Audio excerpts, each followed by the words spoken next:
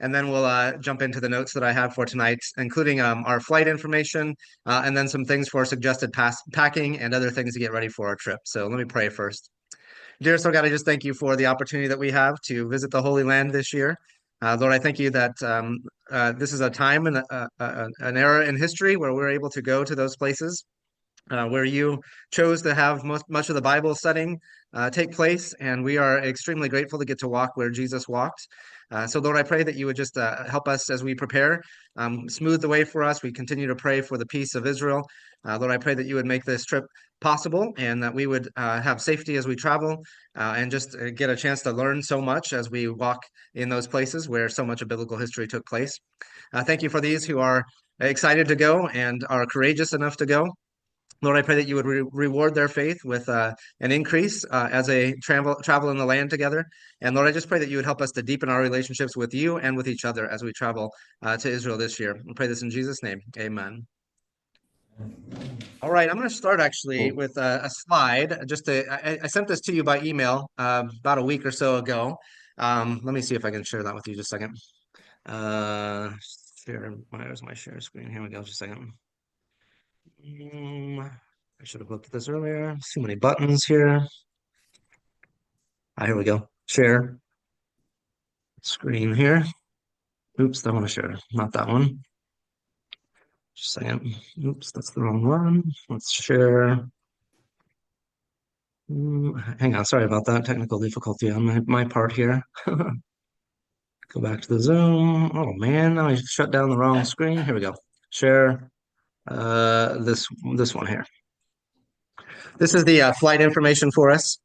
For those of you who are going from Denver, and this has changed. You were originally on an Air Canada flight, but they ended up moving that a day up, 24 hours earlier, which didn't work with our schedule. So we have gotten a different schedule instead to arrive on the same day that we were supposed to. So you will depart from Denver at 4:15 p.m. Travel through Munich, where you have a couple of about an hour plus layover there to Tel Aviv and arrive about 4 p.m., which is perfect. It'll give us enough time to get through customs and get on the bus and get to our first hotel before dinner time. And you might even get a chance to walk on the beach before sunset that night. And then on the return trip, it'll be on June 26th, departing Tel Aviv at 7 a.m. I've got one more to admit here. 7 a.m., which means we'll arrive very early at the airport, and then going again through Munich on your way home and arriving in Denver at 1:45 on the same day. So you make up all that 10-hour time difference that you had going the other way too. So just wanted to rehash that for you. Your meeting point will be at the gate at Denver, and you can all travel together if you'd like to, or just meet there at the gate. Those of us who are going from California, there's a few different flights leaving from California, so we'll just plan on meeting at the gate too, unless we want to arrive or arrange for some flights together. So I just wanted to start with that. I sent you an email yesterday with a suggested packing list and something called a first note to travelers. Both of these I borrowed from the person I learned how to do Israel trips with. And so some of it's from his voice, and I've modified it a little bit. And I wanted to kind of go through that visually with you here. Just a second. If anybody has any questions about the flights, I'd love to hear those first before I move on. Anybody have any questions on that? Nope. All right. Pretty easy. Then let me pan out here a little bit. And I'm going to move back behind this table. And let me just make sure I can make this and hope that you can still hear me. I'm going to just do a sound check when I get to the other side of the table here. Make sure that, can you guys hear me back here? Still okay? All right, great. So this is the way I'm going to go through the packing list. I'm going to talk with you about from the smallest to the biggest, okay? There is a day pack that you will need to have with you on each day as we get off the bus. And I use this one here. It's an Osprey, and it's a one that has a room for a water bladder in the back, sort of like a camelback kind of thing in the back. And this is the thing that I carry with me every day on our trip so that I can make sure that I have the things that I need when I get off the bus. And you will have that as well. And so I'm going to walk through, first of all, what you will do and pack into this carry-on bag. Well, not this carry-on bag. This is actually known as your personal item. When we fly, you'll be allowed one piece of check-in luggage, one piece of carry-on, and then one that's called a personal item. And the personal item is about this backpack size or a purse or something along those lines. So this is this one that I use for my personal item and also as my day pack as I'm on the trip. And in this, every single day, what I have in there is this notebook, which is something that I'm going to issue to you ahead of time so you can take it with you. And this has maps and it has daily places to take notes while you're in Israel. And it's custom made for our trip. It has a map on the front of it. It has our itinerary on the back of it. So you can always know where we're going next based on the itinerary in back and on the map in front. And so it has all kinds of places kind of based on each place that we will visit that you can write down, take notes. It has some of the biblical passages, those kinds of things in this. This will be something that you're going to carry with you every day while we're in Israel. So that one goes in my day pack. And because we're going in June, I like to take with me, like I said, a Camelback bladder like this. This one's a 1.5 liter, but I usually take a 2 or a 2.5 liter one. And this one goes right in the back of my pack, fill it with water in the morning, sometimes put some ice in there as well. And then you can drink from the straw from it as you are walking around without even taking it off of your back. It will be hot while we're there in June, and especially in a couple of different places, like at the Dead Sea. It's going to be pretty warm. And so you're going to want to be drinking constantly while we're there. So you don't have to take a water bladder with you, but at least have a water bottle that you can refill. Also, on the bus driver will have a place up front where it's a cooler where he keeps waters that he will sell about $1 a piece for people who want to pick those up. He'll continually restock that. So if you want to get off the bus, put $1 in the thing, take a water with you, or the same thing when you're getting back on the bus. That's certainly a possibility. That won't be as available on the last part of our trip while we're in Jerusalem.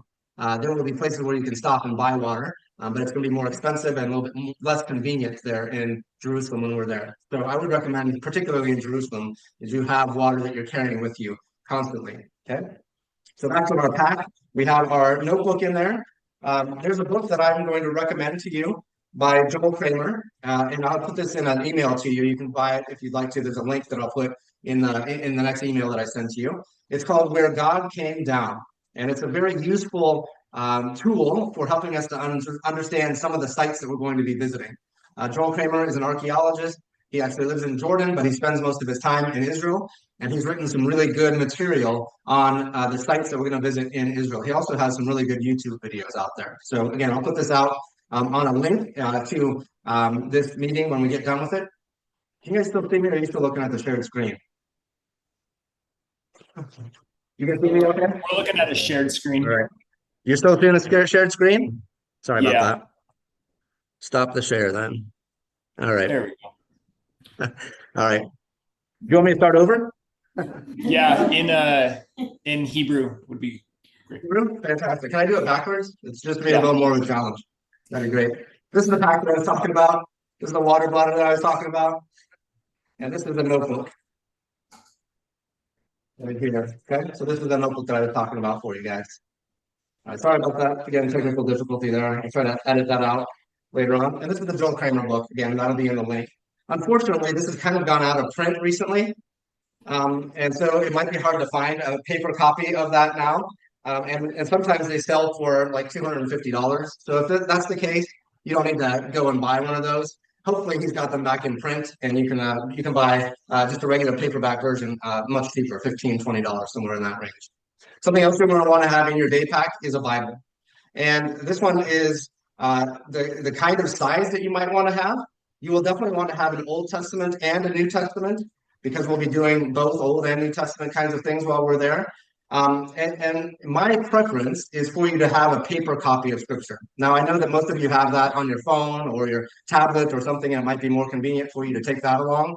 But to me, there's something about having the Bible that you can touch with pages you can turn, so that when you look at the page and you look at the places that we're talking about, it just has a little bit more impact, I think, in the way that you learn and understand the passages that we're going to be reading on the spot. It's a little bit tricky, though, especially for those of us who are my age and older, to find a Bible that has small enough print or large enough print that you can read, but it's not a small enough Bible that you can carry it.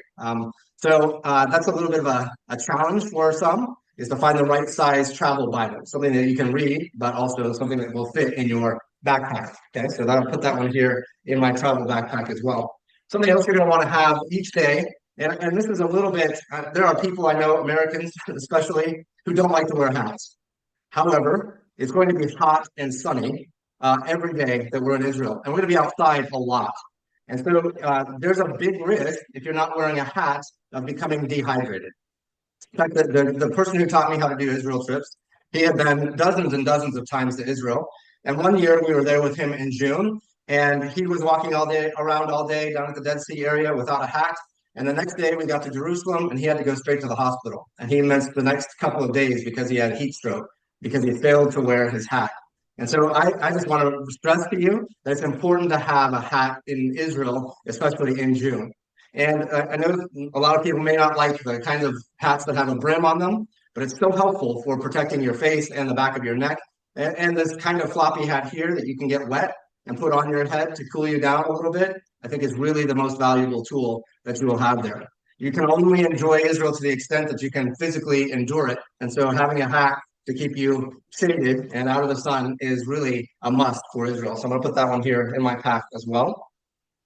I also have in my day pack a money belt like this. Okay, this one comes in handy for traveling. It's one of those things where you can have your passport in it. You have cash in both American cash and Israeli cash in there, credit cards, those kinds of things, something that you can have on your person at all times, or at least in your backpack as well. Something you're going to be able to quickly grab and have access to the currency that you need there. We're going to talk a little bit later about what you need in terms of currency, all right? But I'll come back to that one here in a minute, but that's going to go here in my pack, the daily thing there with my passport. I also take with me a battery charger for my phone, for my watch, that kind of thing. So I take a small battery pack that will keep enough charge for my phone to stay current and to be well charged during the day. Okay. Something else I always take with me each day. I have a water bottle that I fill, and I dump a packet of liquid IV or another kind of hydrating drink in that each morning. I think again, it's really good to keep yourself hydrated. And so when I start off the morning with one of these, it's really helpful. And what I found is that Costco actually has these on sale right now, about $8 off what you would normally get for a 30 pack of them. And so if you're looking for some liquid IV and a good place to buy it, cheap right now is Costco. So for the month of April, for the month of March, they have them on sale. So go grab some of those before the end of the month. Again, this once a day into your water bottle with some water in the morning will help you to keep hydrated all day long. Okay, so I'll put that in my pack.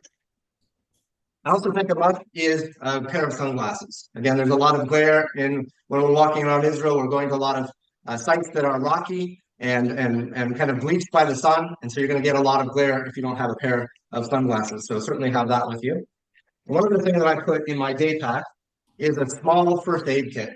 And this one, I just put some Band-Aids in, maybe some antiseptic cream or something.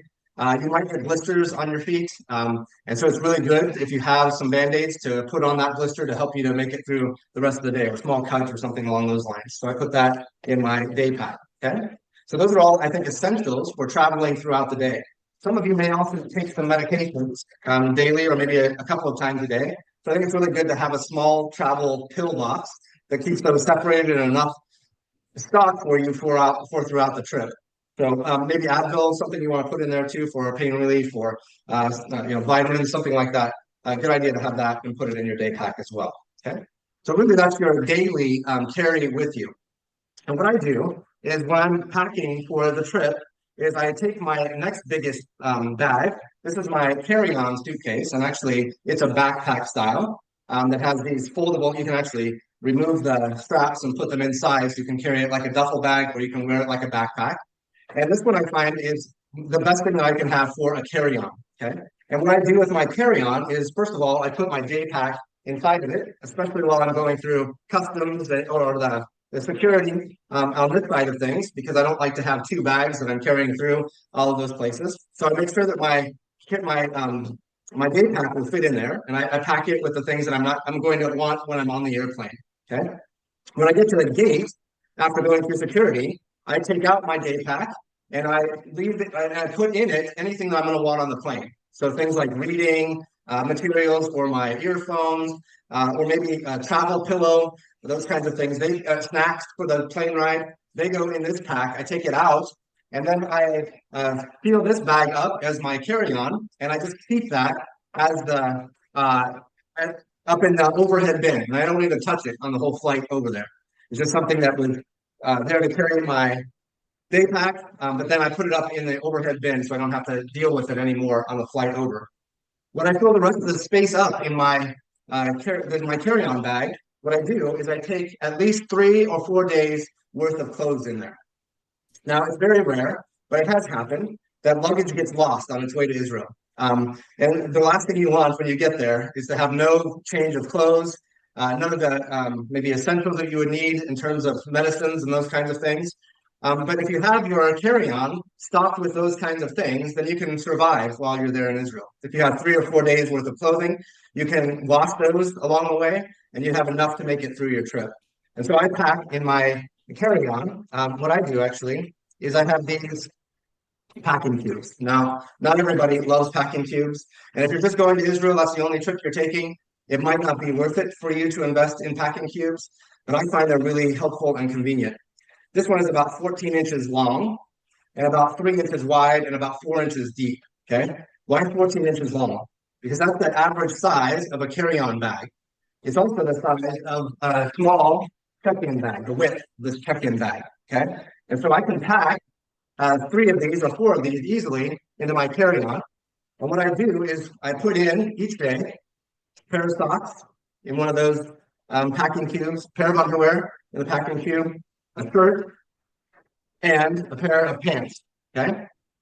So, or a pair of shorts, okay? And I put them in the packing cube like this, zip it all up, and it's nice because it kind of condenses it down, so you can get more material into your carry-on. And I zip it up just like this, really simply. And I put at least 3 or 4 of these into my carry-on bag, okay? So that's a full day's worth of clothes right there. In the morning when I get into the shower in Israel, I take just this with me into the bathroom and my toiletries, and that's all I need for getting ready in the morning. So I put 3 or 4 of those into my carry-on bag, and then anything else that I can't live without while I'm in Israel. So really, that's about it. I mean, the toiletries, the day pack, and well, one other thing that I would put in there would be my case of cords. So this is a small cord carrier. Cords for charging your phone or your watch or your tablet. Those are something that, again, well, you could probably replace them in Israel if you needed to, but it'd be a little bit more inconvenient to do that. So those things all go into my carry-on, okay? And this is my toiletry. I'm just going to go through that with you really quickly. So there's something that I always include, certainly a travel size of a toothpaste. I would put in some deodorants. I put in a disposable razor, shaving cream. I also put in some antacids. You never know how traveling in a foreign country is going to impact your stomach. So it's really good to have some antacids along. I usually actually fill this halfway with antacids and halfway with Advil or a pain reliever. The other thing I put in there is 1 or 2 of these travel size laundry detergent. And so it's something, again, if my bag got lost, my check-in bag got lost, and I was only left with my 3 or 4 days worth of clothes from my carry-on, then I want to be able to wash them. And this is something you can use to wash your clothes in the sink if you need to. It's really nice, even if you have a favorite shirt that you want to make sure you can wear again. Sometimes I do that with the shirt that I fly over in, the most comfortable shirt that I have. At the end of my trip, then I want to wash those things that I want to wear when I'm flying back. So I take a little small packet of laundry detergent, okay? So I put those also into my carry-on here, okay?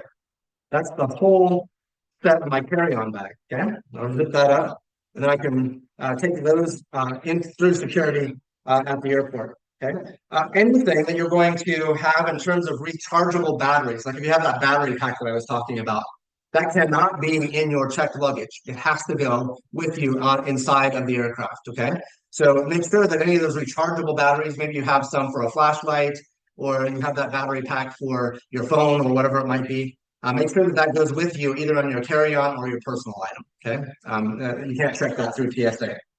One thing that I left out, but is also an essential, is suntan lotion or sunscreen. Okay. And this is a pretty small one. I would take a bigger one than that, but I always put it in a Ziploc bag. Okay. Partly because I've had them get smashed before, and then they've got it all over your clothes, and it's a huge mess. So I wrap it in a Ziploc bag. And these I actually try to take 3 or 4 of these Ziploc bags because they come in handy for many other things. You can, if a pair of socks gets wet, but you want to hang on to that pair of socks, you can take the socks and put them in the Ziploc bag, seal them up, and then the rest of your clothes don't get wet. Same thing with your swimsuit. You're going to need a swimsuit, and we're going to talk about some other essentials for part of the trip. You're going to definitely want to have a swimsuit. You guys, we get to go to places like the Mediterranean and the Sea of Galilee and the Jordan River and the Dead Sea. Okay, all of those places are places where you're going to want to get in and experience those. So it's essential that you have along a swimsuit with you. But you're also not going to want to put that swimsuit back in your day pack with your notebook and your Bible without wrapping them in either a Ziploc bag or just a regular thick grocery bag. And I just put my wetsuit in there, and I roll it up, and then I put it in a place in my bag that nothing else will get wet from that. Okay. The other thing you might use a Ziploc bag or another bag for is a pair of sandals like this. Okay. So I take this pair of Tevas with me. And you need these for a couple of things, okay? First of all, for getting into the Sea of Galilee. The Sea of Galilee has a rocky shore to it, and it can be very uncomfortable to walk down into the sea without a pair of water-capable shoes on. And so we're going to be doing all kinds of things potentially in the Sea of Galilee. One of those things might be baptisms. If you'd like to be baptized in the Sea of Galilee, Sam and I would love to do those. Every time I go, I get a chance to baptize people there. And it's a wonderful place to do that. So we're going to plan for a time to be at the Sea of Galilee and do some baptisms. You also get a chance to swim and float and all that in the Sea of Galilee. Also at the Dead Sea. Now, the Dead Sea doesn't exactly have a sandy seashore to it. It's a salty seashore. And the salt of the salt sand is kind of a combination that is both hard and, I don't know, disgusting. I don't know how else to describe it, but very hard on your feet. And so when you walk into the Dead Sea, you're going to want to have a pair of water shoes as you're walking down in there and coming back out of there, okay? Another essential spot for that is Hezekiah's Tunnel. Now, some of you may already know what Hezekiah's Tunnel is. It's a place in Jerusalem that was a part of the water system from ancient times and was rediscovered in the 20th century, 19th century actually. And it's a place where we can walk through for about 3/4 of a mile through a tunnel that has some water in the bottom of it, okay? It's not very deep. At its deepest, it comes about to mid-thigh for most of us, but that's only at the very beginning. Most of it you're going to be walking through. It's going to be below your kneecap, but the bottom can be very slippery. So again, there you're going to want to have a pair of water shoes with you. Okay, so I would definitely recommend having a pair of these, and again, a bag to put those in after they get wet. So they won't get everything else in your pack wet. All right, a couple more things. This is one of those unusual things, but it's a headlamp, okay? And this, again, for Hezekiah's Tunnel, is an essential. You either need a flashlight or a headlamp. I wouldn't recommend using your phone, because again, it's filled with water to the bottom. If you drop your phone in there, you'd be in a world of hurt. But having a hands-free headlamp like this is very handy as you're walking through that 3/4 of a mile of Hezekiah's Tunnel. Okay, you can have your hands wherever you want to, but not have to hold a flashlight. And this is a very handy item to have. You can usually find a couple of them for just about $10 or so on Amazon. And they are battery charged. You can put batteries in them. Something you're going to want to have at least for that part of the trip. A flashlight also comes in handy because we're going to be staying in a lot of different hotel rooms. And if you ever wake up in the middle of the night and have no clue where you are, it is nice to be able to have a handy flashlight, something where you know where it is, where you can reach it. Particularly if you have a roommate that you don't want to disturb, you can reach over, grab your flashlight, and find your way to the restroom in the middle of the night without too much trouble with that. Okay, so I recommend certainly a flashlight, and this could double as a flashlight for you too, this headlamp that I'm talking about. Okay. One other thing that I would say is a really good idea is a light jacket. So I have just this very light jacket with a hood on it. Now, most of the time when we're in Israel, it's going to be very warm, low 90s as your highs, and then up into maybe 100 or a little bit higher than that, which if you live out here in the desert where we're at, doesn't sound very hot, but I know you Colorado people, certainly would find that very hot. So, so most of the time it's going to be hot, and you might think it's not necessary to bring a jacket. However, when we're in Jerusalem in the evening times, it does rapidly cool off after sunset, and the dew of the morning also will be fairly cool. And so you might want to have a jacket just for walking around in the evening times in Jerusalem, in particular, in the hill country, okay? Because it can get down. I mean, highs still in the lows, the high 60s probably. The lows, I mean, the lows will be in the high 60s. So it's not by any means cold, but it might be nice to have a light jacket around for you too for that. Okay. I'm trying to think if there's anything else I've left out. So, in terms of your carry or your checked luggage, you're allowed one piece of checked luggage that has to be under 50 pounds. Okay. 23.5 kilograms or something like that. Okay. So 50 pounds of checked luggage. And I recommend having the smallest one that you can fit all of your stuff in. However, you're also going to want to buy some souvenirs along the way. And this presents a little bit of a conundrum at the end. There are people that I've traveled with who intentionally brought along things that they wanted to throw away along the way. So they might bring clothes that don't mean anything to them, that they're going to wear once or twice, and then they're going to just pitch them so they can have room in their suitcase for the souvenirs that they buy at the end. Other people have bought a suitcase like this, and then one that is just a little bit larger, that this one will fit inside it. And so they basically have one empty suitcase with this one inside of it, and they then travel home with two suitcases, one filled with their stuff that they brought, and another one with the souvenirs that they bought along the way. Now, you're going to have to pay some excess baggage fee for that, likely, on your way home, but it might be worth it to you if this is your one chance to go to Israel and you have souvenirs that you really want to have. That might be the best way to do that, is to buy one that fits inside of another. And again, you can do that very cheaply. You don't have to buy expensive suitcases. They don't have to last you very long, but that might be a way to do it. You can also, in Jerusalem, buy very cheap suitcases, cheap in quality and cheap in price. And that might be the kind of thing, too, that would suit that need for shipping home some souvenirs. There's also a couple of places where we will go souvenir shopping, which will actually pack up and send to you the souvenirs that you buy. Now, it might take some time, and it will certainly cost you a little bit more to do that, but they do a very good job of packaging things. We've never had anybody on this end complain that something got broken in transit. And although, again, it does take some time to get it, maybe 6 to 7 weeks at sometimes, it might be worth it to you to pay the shipping and have that come home that way, rather than paying the excess baggage and worrying about packing it carefully within your suitcase and bringing it home that way. One other thing that I mentioned, and I thought we would come back to, is currency. Oh, there's a couple of things I want to talk about. Yeah, it's currency. Okay, so everything in your trip is included, including your airfare, your breakfast in the hotel, your dinners in the hotel, except for lunches and souvenirs. Everything else is included. Okay. So your lunches, we will have various places that we stop along the way. And instead of forcing you to buy the same thing, we've given you some chance for some variety in the places that we go for lunch, particularly when we're in Jerusalem for 6 days. You'll have some choices about what you want to eat for lunch, okay? And so for that reason, lunches are not included, so that you can still have that variety, so not everybody is forced to make the same choice. I would recommend around $30 to $35 per person per day for lunches and snacks and drinks, beverages, that kind of thing along the way. And gelato, honestly. Jerusalem in particular has wonderful gelato. And so I'm going to take people every single night down to my favorite gelato place in Jerusalem. And you definitely need to build that into your budget. It's a must in Jerusalem, okay? In fact, so one of my friends, I told him that I was going to make t-shirts that said, Jesus, Jerusalem, and gelato. And I was going to wear them around every time I went to Israel, because those are the three most important things when you're in Jerusalem.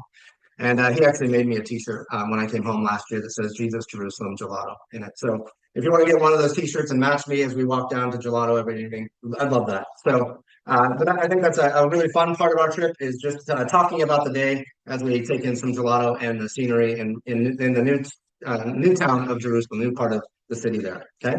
So about $35 per person per day. Now, I think it is best to have, certainly your credit card will be your primary means of paying for things. And almost everywhere that we go, it is safe to pay with a credit card.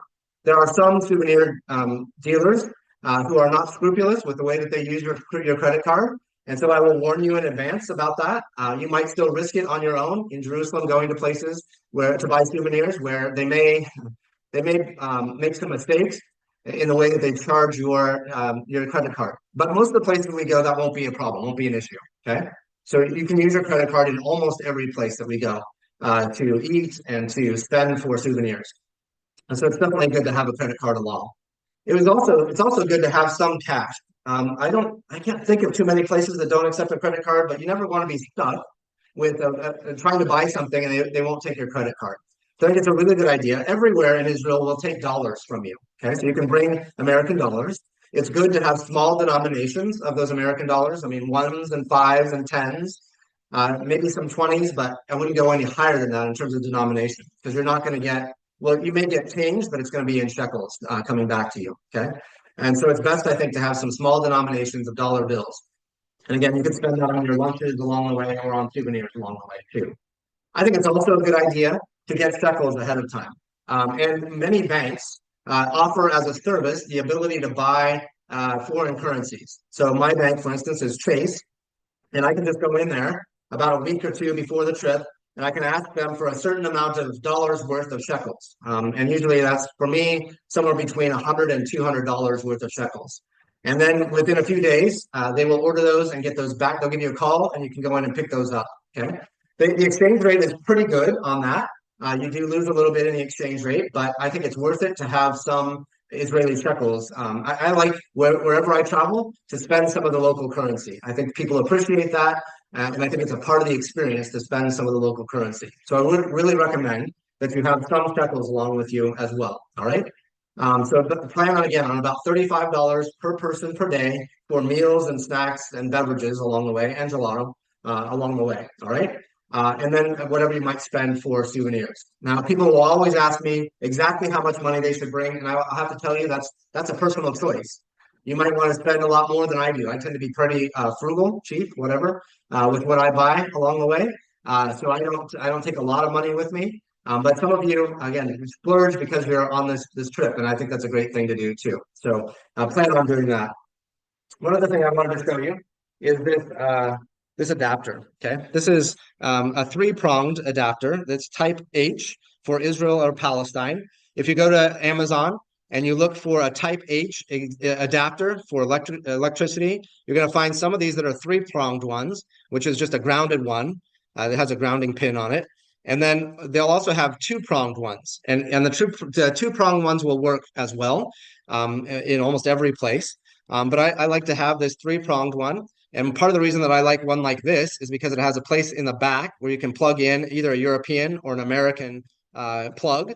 It also has several USB ports on it. So I just plug this into the wall, and then I can plug my USB cords in there so that I can charge my phone or my iPad or my watch using this adapter. Okay, so go to Amazon and find a type H adapter to take with you. Okay. Some of you might also want to use appliances, maybe a hair dryer. What else, Mandy, besides a hair dryer will require a converter? Yeah, so that's one thing too. All of the hotels that we stay at have hair dryers in a drawer somewhere. So if you're planning on going, but if you have to have your own hair dryer with you, if that's what you need, then you're going to need not just an adapter, but also a converter or transformer. And they come in. You can get small ones. And that's really all that I can think of that you would need it for. But like my wife said, that you're in every hotel room, you're going to find a hair dryer that will be in the drawer and ready for you to use there too. So generally, there's not a lot of need for a transformer while you're there. They are on 220 in terms of power, or most of our devices are 110. Although your laptops, your tablets and watches and phones, they will all, the USB cord will convert it to 110 for you, so you don't have to worry about power differences for those devices. All right. For me, that's about. Let me just double check through my list and see if there's anything else. Yeah, this is the big one. Mandy reminds me here, and I'll have her come and talk with you a little bit about it too. But there is something that we deal with in Israel that is a little bit different from our culture. And this is one of the great advantages that we have to traveling to a different place, is that we get to experience things that are different from what we have in our own part of the world. And one of those is a feeling about modesty. In general, the Middle East is much more modest in the way that they dress than European countries or America in particular. Okay. Now, sometimes when we think about modesty, we think about this in a moral sense. They see it as really just a respect for particular places that we're going to be visiting. And so, really, there are some places along the way that will require you to have clothing, both men and women, that comes below your mid arm or to your elbow, really, and below your knee. So as long as you have everything below your elbow covered and below your knee covered, you should be good in terms of modesty as they understand it. Now, this particularly comes into play when you go to some Catholic churches, which is or some of the places that we'll visit, or other sites that are owned or run by the Catholic Church. They are particularly what would you say, scrupulous about their understanding of modesty. And so they'll often have somebody standing at the door who will be watching how people are dressed, and they may not let you go in if they deem you to be immodest. Okay. And it's up to the person standing at the door. And so I've had people along the way say, but Brad, you said I was dressed modestly. Well, it doesn't really matter what Brad thinks. It matters what that person standing at the door thinks about how you're dressed. Okay. I can tell you though that if you have everything below your elbow covered and everything below your knee covered, you're going to be acceptable in all of those places. For personal choice, so I used to primarily wear shorts as I was touring in Israel during the summer months. I wear shorts in the summer here most of the time anyway, but there were places sometimes, even if my shorts were a little bit below my knee, who would bat an eye at that. And so I decided that really I'm just going to go with long pants every day on our trip. Even though it might get over 100 degrees, what I've done is got some very lightweight long pants so that I make sure I'm covered all the way down to the ankles. So there's never a question about whether I'm dressed modestly or not. And part of this is because sometimes we just don't know what we might get a chance to do in the middle of a day, right? So I might look ahead at the day ahead of us and I would say, okay, it doesn't look like we need to be dressed modestly based on the places that we're going. We can be completely immodest. As Dr. Bookman used to say, you can be a brazen hussy if you want to in some of those places. I don't understand what that means, but that's what he would say. Okay. So we of course don't want to offend anybody. That's not part of why why we're there. We don't want to stick out. We don't want to draw excess attention to ourselves. And so I think it's really best to be dressed as conservatively as possible. And so like I said, wear long pants and usually a t-shirt that comes all the way down to my elbow every day. Okay. Just because again, we might come to a place and say, oh, I didn't know that this was going to be on our itinerary today, but it's a special opportunity to go into a place, and I just wouldn't want to be prohibited from going in because I'm not dressed according to the modesty standards of the person standing at the door. Okay. Does that make sense to you guys a little bit? Hopefully. Okay, great. So let me think. Also, in terms of modesty, we want to be sure that we're not wearing overly patriotic or overly Christian things in places. What I mean by that, and particularly when we're in Jerusalem, okay? So wearing around a shirt that prominently says, Jesus saves or something like that, you will not be allowed to go up onto the Temple Mount with a shirt like that, okay? So it is important, I think, to dress neutrally as much as possible. Avoid American flags on everything that you have, or on a t-shirt, or on a hat, or prominently displayed other places. Okay, it is okay to be patriotic and proud of your home country, but we don't want to draw unwanted attention to ourselves as we're walking through some of these places in the Holy Land in particular. Okay, and so I think it's just best. And I know you're not trying to offend anybody. Maybe that's normal in your dress and attire, and that's perfectly okay. But I think it's best to be dressed as neutrally as possible, to try to draw as little attention to yourself as possible as we're touring through these places. I hope that makes sense to you too. I know it can be a little bit confusing to think about things like that, but I think that that's best for just our flexibility, our ability to blend in and just enjoy these places without any kind of hassle, which I've never really had. To be honest with you, there have been times when we've been going up onto the Temple Mount, which is controlled by Muslims, and they have required guys who are wearing shorts to put on these long, ugly skirts. And I have great pictures of some of my close friends trying to walk in tight-fitting long skirts on the Temple Mount. And I honestly, I think they probably do it to try to embarrass American tourists. That I think is a part of what they're doing.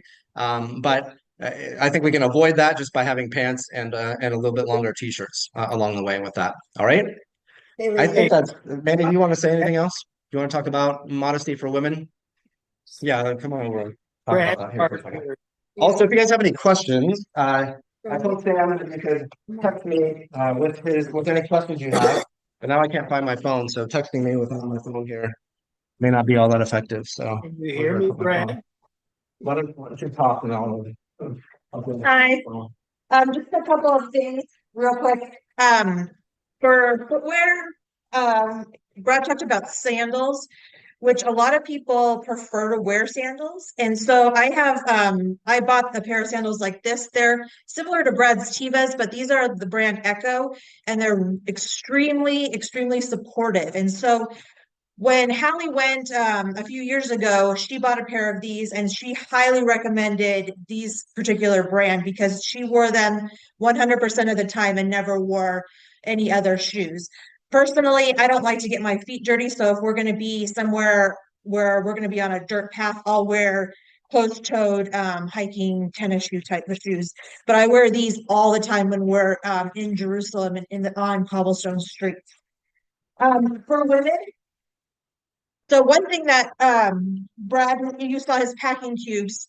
If you pack in packing cubes like that, you'll want to bring wrinkle release because Brad will pull out his clothes and they will be very, very wrinkled. I don't pack in packing cubes, but I just wanted to show, like for the women, I wear capri pants and t-shirts 100% of the time that I'm in Israel. So when it comes to capri pants, you can buy the brand, a couple different brands, but they're super lightweight. They dry really fast and they're very comfortable. Eddie Bauer is one of those brands. 32 Degrees would be another one, and they pack really small. So you can just be able to pack quite a bit. And when we're in Israel, personally, I don't want to have to worry about doing laundry. So I plan on wearing my pants twice. So if the trip is 14 days, I'll make sure I have at least 7 pairs of pants, but I will bring a shirt for every single day. So I'll have 14 different shirts. And I just like, in June, I usually try to have the majority of my shirts be dry fit so that if we sweat and we get on the bus, they'll dry quickly. But I just wear regular t-shirts. And so if we end up in my day pack, I always throw a long sleeve lightweight shirt or a lightweight sweater so that if we end up, I have it always with me and it will cover my elbows and go down to my wrist. And another thing is if you tend to get cold, the buses are air conditioned really, really well. So if you've been off the bus and you've been sweating and you get back on the bus, there's a chance that you might be chilly and want a lightweight jacket for the bus. I think that's all. A bathing suit, I wear a board short and a top, and usually keep an extra t-shirt to go over it for just the different places that we're at that have options for swimming. And I think that's it. Great. Okay. Thank you for your help. Oh, good. So I personally am really picky with my water. I only like to drink cold water. And so when I'm there in June, I find that I have a really hard time when my water gets warm. So one thing that I do Brad showed you that little bladder that he puts in his camelback. At night, I'll fill it with water, and a lot of other hotels have refrigerators with little freezers, and I'll stick it in the freezer so that it freezes. And then in the morning, I'll top it off with water so that it will stay cold longer throughout the day. And it also will keep me cool wearing it on my back. And another thing is, it's really hard to find ice in Israel. They don't offer it at all. So I bring this, it's a little tiny ice cube tray. The ice cubes are tiny, and the thing itself is really lightweight. And so I'll fill this in the evening and put it in the freezer so that I can pop out the ice and fill my water bottle with it as well. Because I know I won't drink lukewarm water. So if I'm gonna drink and stay hydrated, I need to make sure that I can keep it as cold as possible. That's great. Okay, I found my phone, but I didn't see any text message questions. But if you guys have any questions, I'd love to answer those. If you can't think of one right now, but you do later, if you want to email me, or if you're just too shy to ask a question right now, you're certainly welcome to email me with that along the way too. Happy to answer any of those questions that you might have. So, anything, you guys? Yeah, Brad. Yeah. If I've got a hang 10 shirt that's nice and long, it's very light, it's almost like a plastic. Is a commercial shirt okay like that? Yeah, I'm not saying don't wear anything at all with logos or whatever. And you'll see people wearing, Israelis wearing logoed shirts. Sometimes they're misspelled, but whatever, you'll see that. It's always fun to see that. But yeah, you'll certainly find those kinds of things and people wearing those kinds of things. So yeah, no problem. Okay. Yeah, just think, I think we need to just tone down a little bit the patriotic and the and especially like Christian stuff too. But mostly in Jerusalem and most places, you're not going to have that be an issue at all. I just want to be a little cautious with that. Thanks for asking. Yeah. Okay.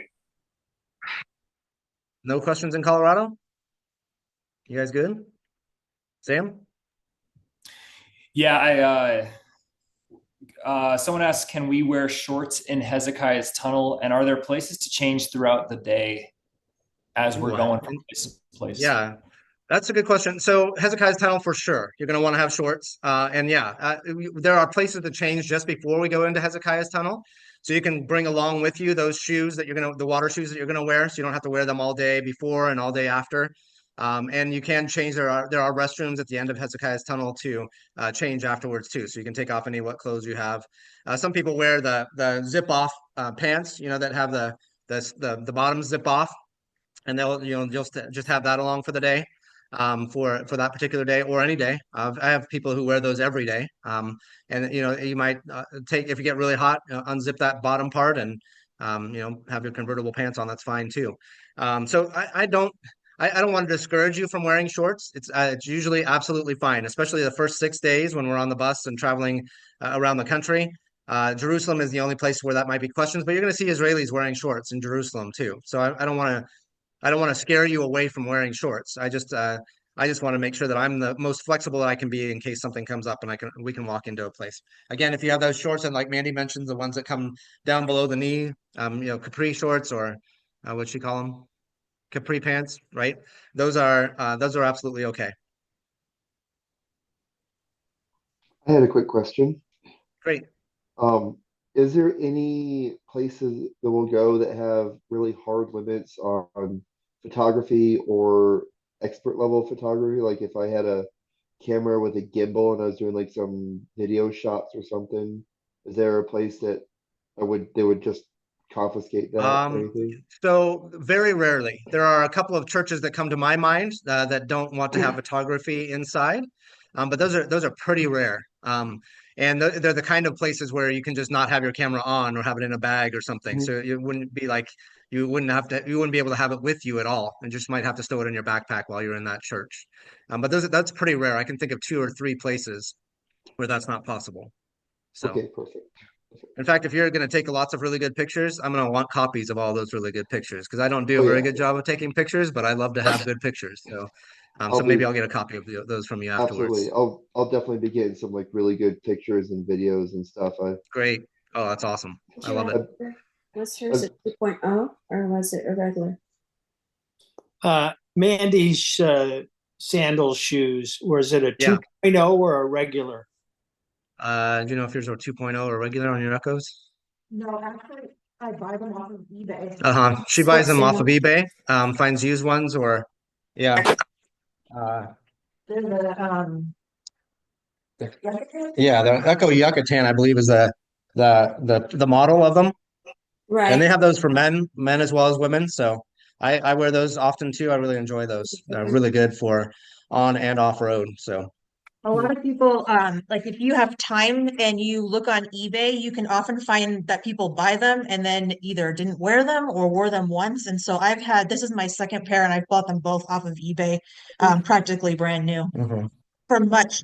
They're a European shoe, so they're European sizes usually, and they're super good quality, but you do pay for that quality if you buy them new. Yeah.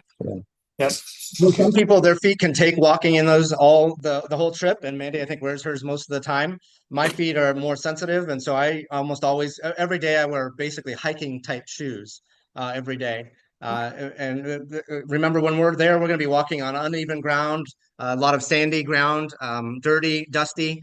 And so if you don't want your feet to get dirty, dusty, or get little rocks underneath your sandals or whatever in your feet, that drives me crazy. So I generally wear hiking shoes everywhere. Again, you guys have stressed to you earlier that it is a good idea to be getting in good physical shape ahead of this trip. We will be doing a lot of walking, 10, 15, 20,000 steps a day, usually.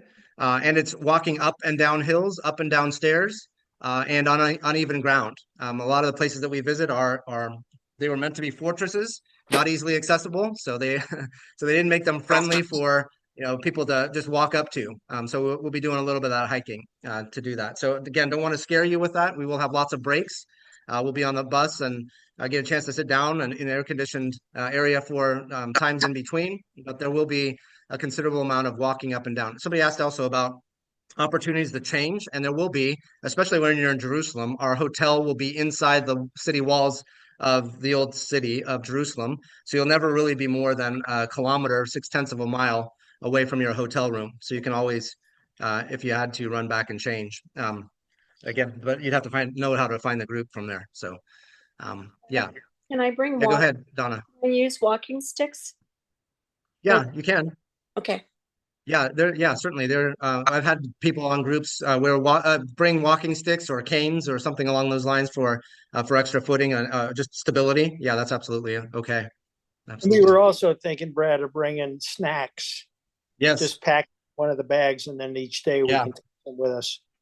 Yeah, I usually bring some trail mix. I usually bring some M&Ms along as well, just for some quick energy for my backpack.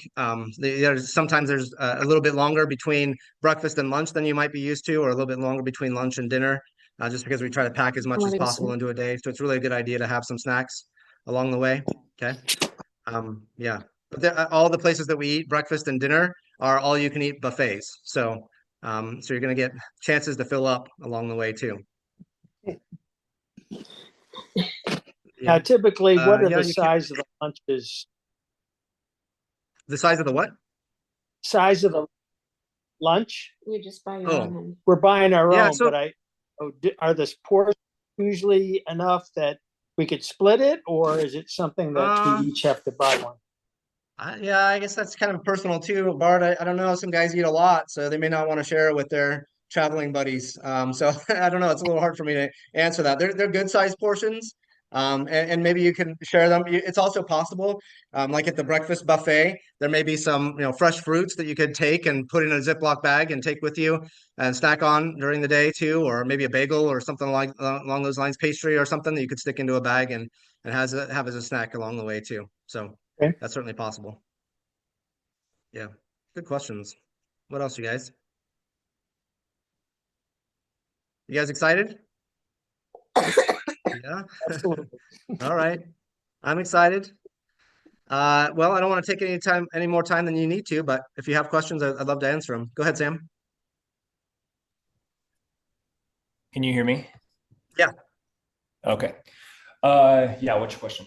What shirts do you recommend, Brad, that are like elbow length for guys? Like what brands have you found that work?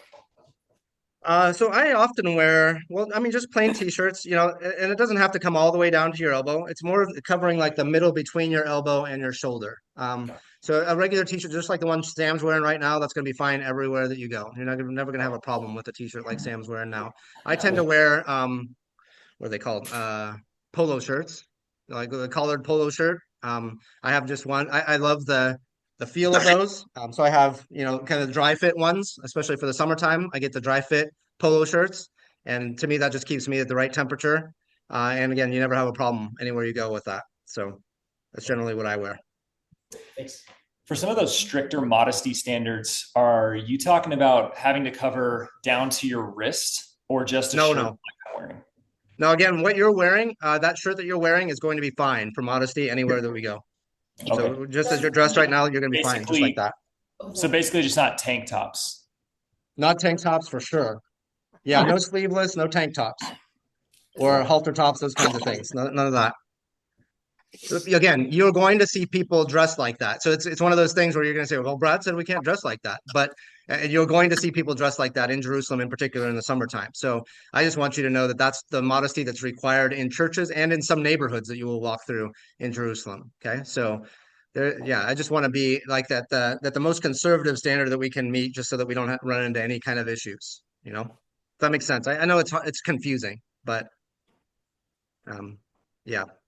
I have two questions. Yeah, go ahead, Heather. Great. Okay. Do we need any bug spray for?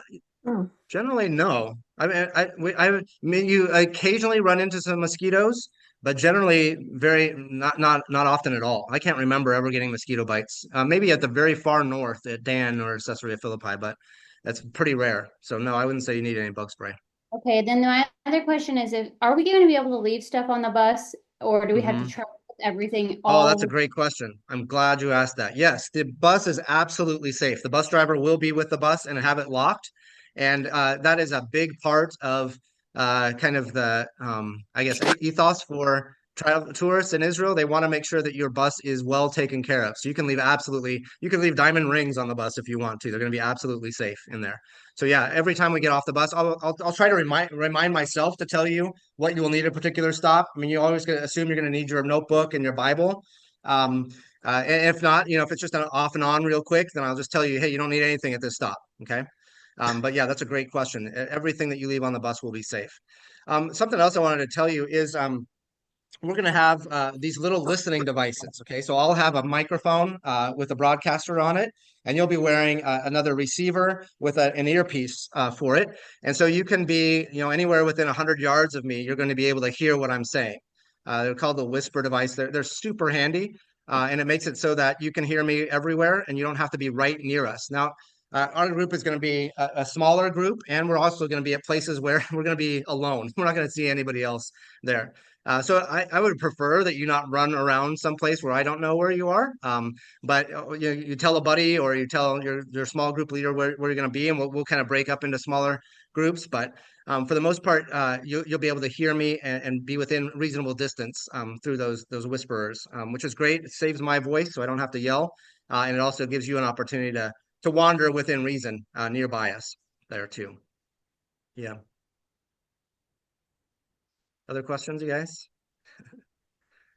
Sorry about the technical difficulties at the beginning. I don't know why I put my share screen up there and left it like that for you guys, but hopefully got some of that fixed.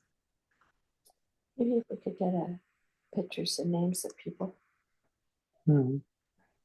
Another recommendation, again, just real quick.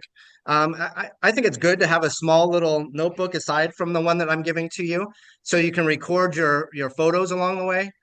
You might take pictures and not remember what you took pictures of. So I think it's helpful for you to maybe just jot a note, say picture one was of, Caesarea Maritima and the entrance or something. So I think that's helpful. The other thing that you can do is at the end of each day, you go back through your pictures and Brad, label them. Go ahead, Bart. Do you have a listing of everybody who's going, their first name, last? Okay, if you could share that, then pictures. It'd be nice to have. Yeah, we'd like to just go through and make sure we knew the names. Okay. Yeah, I think that's a good idea. We can be praying for each other ahead of time too. So I'll send out a roster to everybody with that. When we get closer to the time of departure as well, I'm going to set up a WhatsApp group for all of us so that we will have an easy way to connect with one another as we're there, share pictures as well. And maybe if the itinerary changes, I can just put out a message on WhatsApp to the whole group to tell them, what's next and or what changed, what time we're leaving on the bus the next day, all those kinds of things. So I'll again, probably about 3 or 4 weeks out before we leave, I'll be putting together that group for us. What else can I tell you? I think it's also a really good idea to have an alarm with you. Now, maybe on your phone or your watch or whatever it is, but you really don't want to be late for the bus in the morning. It's kind of embarrassing to be the last one on the bus each day, and I'll probably make fun of you as you're getting on the bus late. So you don't want to have that, right? So and also just to buddy up with somebody else who will keep track of you a little bit. I think would be helpful too. So we'll just make sure we pair people up so that yeah, if anybody's missing, I mean, we'll be able to tell, and we'll be constantly counting people, but it's good if we all know where somebody is.